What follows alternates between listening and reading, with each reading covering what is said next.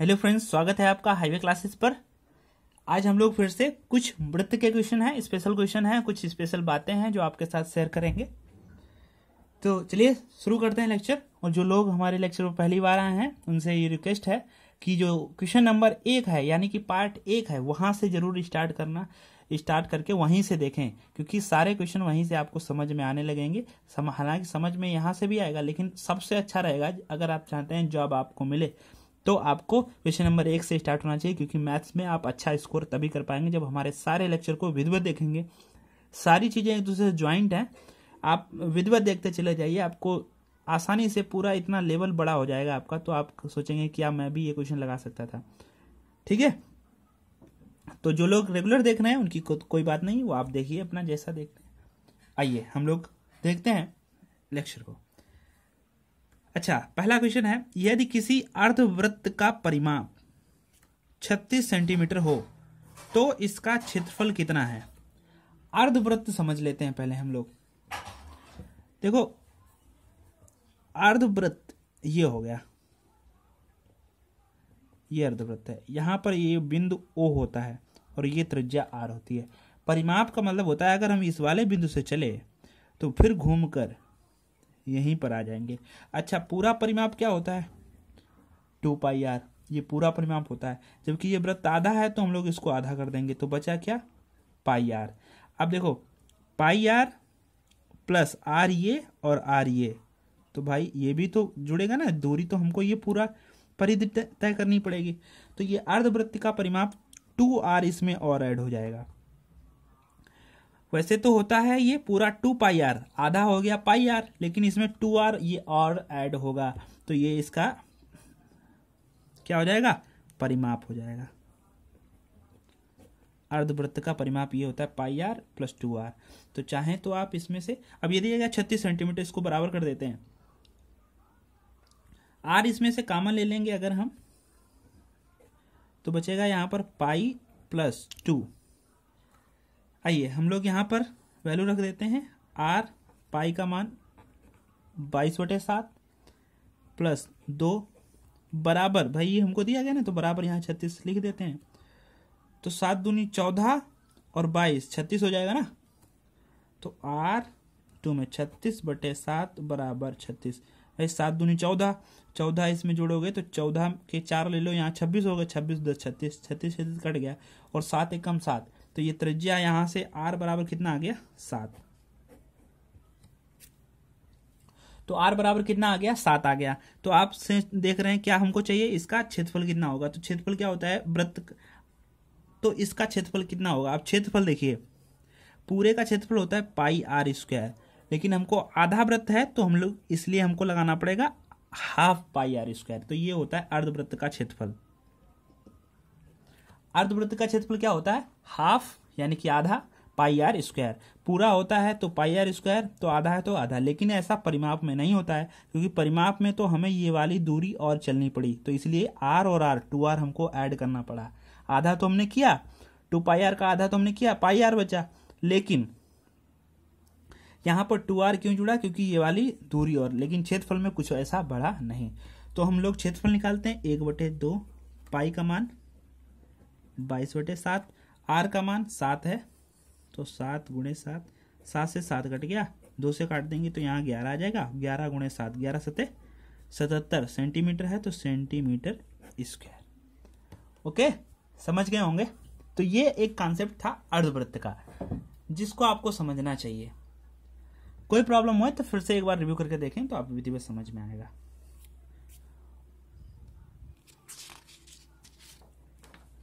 Next question, उस वृत्त की, देखो, उस वृत्त की त्रिज्या क्या होगी जिसका क्षेत्रफल, उस वृत्त की त्रिज्या क्या होगी जिसका क्षेत्रफल 5 मीटर तथा 12 मीटर त्रिज्या वाले दो वृत्तों के क्षेत्रफल के योग के बराबर है। अब ये क्वेश्चन कैसा है? दो छोटे छोटे, जिसकी त्रिज्या ये 5 है और जिसकी त्रिज्या ये 5 है और ये 12 है। कह रहे हैं उस वृत्त की त्रिज्या क्या होगी, यानी कि इस वाले वृत्त की त्रिज्या पूछ रहे हैं जिसका क्षेत्रफल इन दोनों के क्षेत्रफलों के योग के बराबर है। इस वाले का क्षेत्रफल, ऐसा कहा गया, दोनों वृत्तों के क्षेत्रफल के योग के बराबर है। तो इस वाले बड़े वृत्त की त्रिज्या हम लोग कैपिटल आर मानते हैं। तो बड़े वाले का क्षेत्रफल क्या होगा, पाई आर स्क्वायर। भाई वृत्त चाहे बड़ा हो चाहे छोटा हो, तो क्षेत्रफल तो वही रहेगा पाई आर स्क्वायर, लेकिन अंतर पड़ेगा त्रिज्या पर। तो देखो यहां पर भी इसका क्षेत्रफल क्या होगा, पाई आर की वैल्यू यहां दी गई 5, तो हम लोग यहां पर लिख देंगे 25, क्योंकि वर्ग कर दिया, 5 का वर्ग 25 प्लस पाई आर स्क्वायर। तो पाई आर की वैल्यू 12 है, तो 12 का वर्ग कर देंगे 144। तो पाई आर स्क्वायर बराबर देखो 25 पाई 144 पाई, तो बनेगा जाकर ये 169 पाई। पाई से पाई ये कट गया, आर स्क्वायर बराबर 69, तो आर बराबर कितना 13। ये बस इसका, अगर इसका क्षेत्रफल भी पूछते तो पाई आर स्क्वायर से हम लोग निकाल देते, क्योंकि आर बराबर यहाँ पर 13 जो भी आता है। बस इसमें आपको त्रिज्या बतानी थी, बड़े वृत्त की त्रिज्या कितनी होगी 13 होगी। इन दोनों के क्षेत्रफलों का हमने योग को बराबर कर दिया। पाई का वैल्यू हमने इसलिए नहीं रखा क्योंकि पाई पाई यहाँ पर कट जाना था। समझ पाए? ठीक है, नेक्स्ट क्वेश्चन देखते हैं।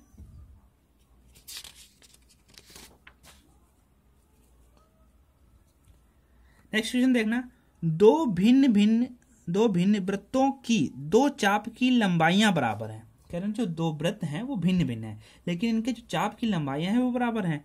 यदि ये चाप वृत्तों के केंद्र पर क्रमशः 60 डिग्री तथा 75 डिग्री के कोण बनाएं, तो दोनों वृत्तों की त्रिज्याओं का अनुपात क्या होगा। अब ये चीज समझने के पहले आपको एक चीज समझनी पड़ेगी, चाप क्या होता है वो चीज समझो। जैसे यहाँ पर ये होता है वृत्त का केंद्र O, तो यही तो कह रहे हैं वृत्त के केंद्रों पर क्रमशः 60। अब देखो ये कोई चाप होगा, ये 60 का है, और एक ये दूसरा वृत्त है ये 75 का है। यहां पर इन दोनों के ये वाले जो चाप की लंबाई है ना, ये दोनों की बराबर है। अच्छा, ये वाले चाप की लंबाई निकलती कैसे, ये चीज हमको पता होना चाहिए। अच्छा देखो, यहां से अगर हम चलना स्टार्ट करते हैं फिर यहीं पर आ जाए, तो ये दूरी कितनी होती है, ये दूरी होती है 2 पाई आर। भाई अगर हम यहां से चलें और फिर यहीं पर आ जाए तो 2 पाई, चाहे तो इसमें चलो, यहां से चलो यहीं पर फिर आ जाओ 2 पाई आर। अब केवल इतनी चाहिए होगी तो हमें कोण दिया जाता है, जैसे यहाँ पर थीटा दिया जाएगा कोण, और बटे में रखते हैं 360। तो ये जो निकल के आती है ये निकल के आता है चाप की लंबाई। चाप की लंबाई कैसे निकालते हैं, बहुत ईजी है। चाहे तो पहले थीटा रख दो, यानी कि थीटा बटे 360, यानी कि 60 थीटा। जैसे यहाँ पर कोण कोई भी हो सकता है, तो जैसे यहाँ पर 60 रखा है, अभी हम लोग यहाँ पर 60 रखेंगे, अभी जैसे हम लोग एक एग्जाम्पल के तौर पर बता रहे हैं, और फिर 2 पाई आर। बस यही होता है, चाहे इसको पहले तो बाद में कोई फर्क नहीं पड़ता। करें इन दोनों की ये वाली चाप की लंबाइयां बराबर हैं। ठीक है, हम लोग अपना सॉल्व करते हैं सवाल, इसको हल कर देते हैं। तो यानी कि 2 पाई और दोनों की वृत्तों की त्रिज्याओं में अनुपात बताना है, तो इसकी त्रिज्या हम लोग R1 मान लेते हैं, इसकी त्रिज्या R2 मान लेते हैं। तो 2 पाई R1 और थीटा किसमें, इसमें 60 है, बटे में कितना 360 बराबर 2 पाई R2, और यहाँ थीटा कितना है 75, बटे में कितना 360। भाई 360 बटे में 360 कट गया।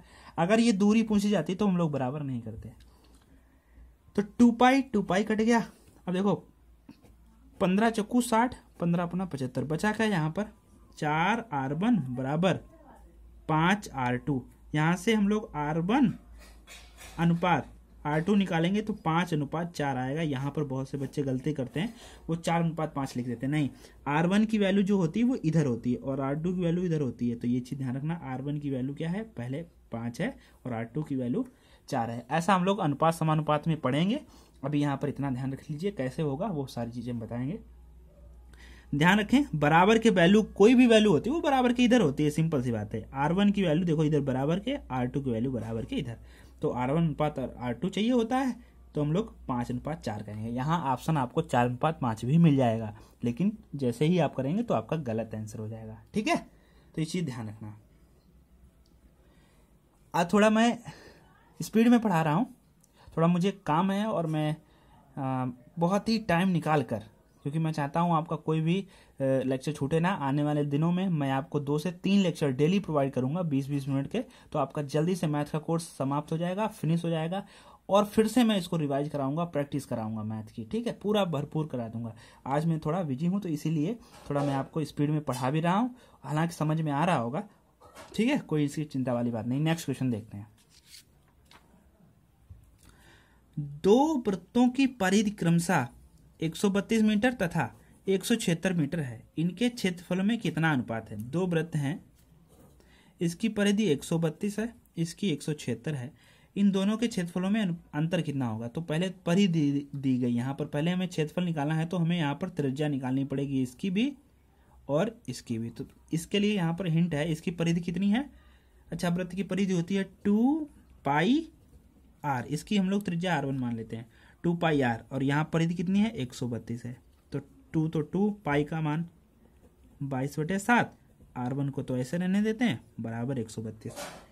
चाहो तो आप 11 से काट दो, 11 दूनी 22, तो 11 एकम 11 बचा 2, फिर 11 दूनी 22। देखो 2 से काट दो 6, फिर 2 से काट दो तो 3, तो r1 बराबर हो गया 7×3 = 21। यहाँ से r2 की वैल्यू निकालेंगे, 2πr2, ये इसकी परिधि हो गई 2πr भाई r2 176, 2 से यहीं से काट दो, 2 8 16 बचा 1, 2 8 16, पाई का मान 22/7, r2 बराबर 88, 22 चक्कू होते 88, तो r2 बराबर हो गया 7 चौक 28। इनके क्षेत्रफलों में अंतर बताना है, तो देखो इनके क्षेत्रफल में अंतर क्या होगा? पाई r1² माइनस पाई r2², यही तो होगा r1। तो पाई तो कॉमन ले लेते हैं, r1 कितना है? 21, तो यानी कि 21 का स्क्वायर। अच्छा, एक चीज और ध्यान रखो, अच्छा अंतर है ना, तो बड़ा वाला पहले लिख लेते हैं, कोई फर्क नहीं पड़ेगा, नहीं तो फिर r2 पहले लिख लो, r1, कोई फर्क नहीं पड़ेगा। अंतर होगा, अंतर का मतलब जैसे हमने कहा 5 और 8 में कितने का अंतर, तो आप कहेंगे 3। आपने ये थोड़ी देखा कौन बड़ा है कौन छोटा है, ठीक है। तो यहाँ पर हम लोग पहले 28 लिखते हैं, 28 का स्क्वायर माइनस r1 यहाँ पर 21 है, तो 21 का स्क्वायर, तो पाई का मान 22/7। अब यहाँ पर एक फार्मूला बना a² माइनस b² का, तो क्या होता है? a + b और a - b। तो यानी कि एक बार हमको 28 में एक बार जोड़ के लिखना है, 28 में एक बार घटा के लिखना है। तो 28 में से जब 21 जाएगा तो बचेगा 7, और 28 21 को जोड़ देते हैं, 8 और 1 9, 2 और 2 4, 49 हो गया। 7 से 7 तो ये कट गया, अब बस गुणा करनी है 22 और 49 की। तो देखो आप क्या कर सकते हैं, 2 से पहले इसमें गुणा कर दो, तो 49 का डबल हो जाएगा 98। फिर आपका यहाँ बचा होगा 11, तो 11 से और गुणा कर देते हैं, 11 8 88, 11 9 99, 99 में जब आप 8 जोड़ेंगे तो आपका 107 बनेगा। तो यहाँ पर इसका जो अंतर हो गया वो आपका हो गया 1078 मीटर स्क्वायर, ये आपका आंसर रहेगा। ओके, इतनी बात समझ गए होंगे। नेक्स्ट क्वेश्चन देखते हैं।